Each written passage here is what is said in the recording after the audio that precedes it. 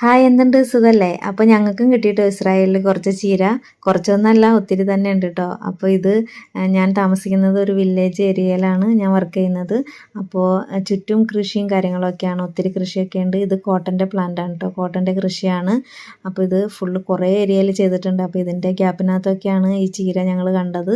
അങ്ങനെ ഞങ്ങൾ അവിടെ പോയെങ്കിലും ഫസ്റ്റ് ദിവസം ഞങ്ങളൊന്നും പറിച്ചില്ലായിരുന്നു. നമുക്കറിയത്തില്ല, പെർമിഷൻ ഇല്ലാതെ പറിക്കാൻ പറ്റുമോ എന്ന് ഞങ്ങൾക്കറിയത്തില്ലായിരുന്നു. അങ്ങനെ ഞങ്ങൾ പിറ്റേ ദിവസവും പോയായിരുന്നു. അപ്പോൾ അവിടെ ഒരാളെ കണ്ടപ്പോൾ ഞങ്ങൾ ചോദിച്ചു കേട്ടോ, പറിച്ചോട്ടെ എന്ന് ചോദിച്ചു. അപ്പോൾ അവർ പറഞ്ഞു ആവശ്യത്തിന് എപ്പോൾ വേണമെങ്കിലും വന്ന് പറിച്ചോ, ഒരു കുഴപ്പമില്ല എന്ന് പറഞ്ഞു. അങ്ങനെ അവരും നമുക്ക് പറിച്ചൊക്കെ തന്നു കേട്ടോ.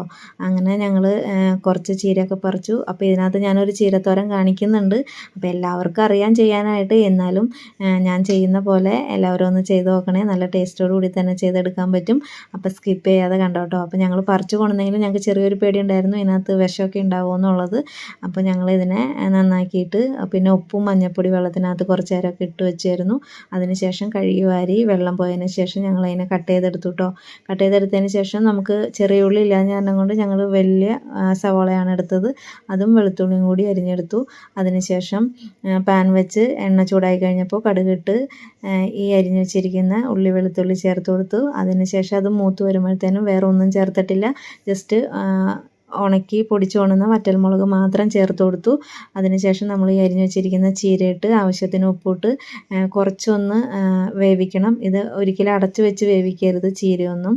അങ്ങനെ വെന്ത് വന്നതിന് ശേഷം ഞങ്ങൾ ഇതിനകത്തേക്ക് കുറച്ച് തേങ്ങാപ്പൊടി ചേർത്ത് കൊടുത്തു കേട്ടോ. അപ്പോൾ ഇത്രയേ ഉള്ളൂ, ഒരു സൂപ്പർ ചീരത്തോരൻ നമുക്ക് തയ്യാറാക്കി എടുക്കാൻ പറ്റും.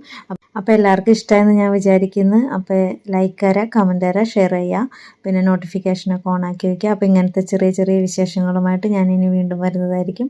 അപ്പോൾ അടുത്ത വിശേഷവുമായി വരുന്നതായിരിക്കും. ടാറ്റാ, ബൈ.